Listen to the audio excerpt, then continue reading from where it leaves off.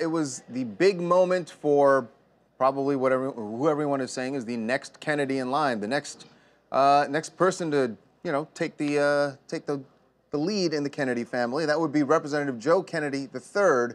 He had the response to the State of the Union address, but nobody's really talking about anything he said. What's going on with his lips? Let's talk about those lips, because it looked very much like he was drooling through the speech. Well, we now know it was not drool.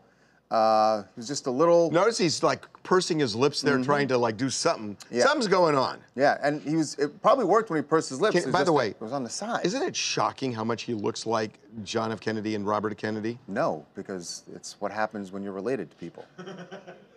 Well, no, that's strong genes is all I'm saying. Well, anywho, yes, that is true. But back to the lips. Not drooling, back to the lips. It was chapstick. You couldn't completely escape the curse of the State of the Union response. Twitter had a field day with your shiny lips. So did you bring your chapstick this morning? I, oddly enough, decided to go a little bit light on the chapstick this morning. More on the coffee, light on the chapstick, which is probably a wise choice. Yeah. So I know what happened. Way too much chapstick. This is a guy who overthought his big appearance on television. You think? Yeah. He was basically, it's like this is a big moment and everything else. Maybe he's got dry lips. And he thought, okay, I'm going to really just make sure that they last long enough through the speech. So he overdid it with the chapstick. Okay, you think he overdid it. Now here's the shocker for you. He did not overdo it. How's that? According to Chapstick, they say that he did the proper thing by applying a generous amount of chapstick. Well, that's because they want to sell chapstick.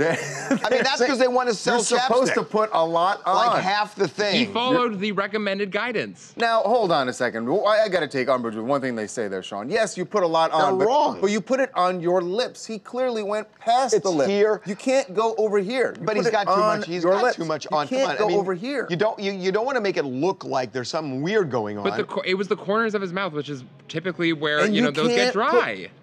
Well, but he looks like he's drooling.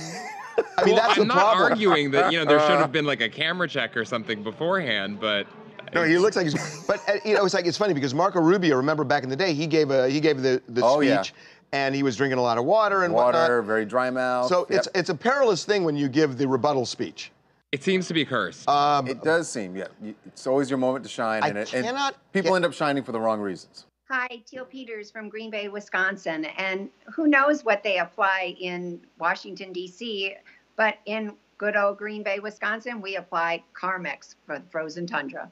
And yeah, there was a big debate in the newsroom in which is better. Does she have a deal with Carmex? I don't know. What was that? Yeah, I don't know. But I just cannot get over how much he looks like his grandfather. It's just crazy. Oh, man.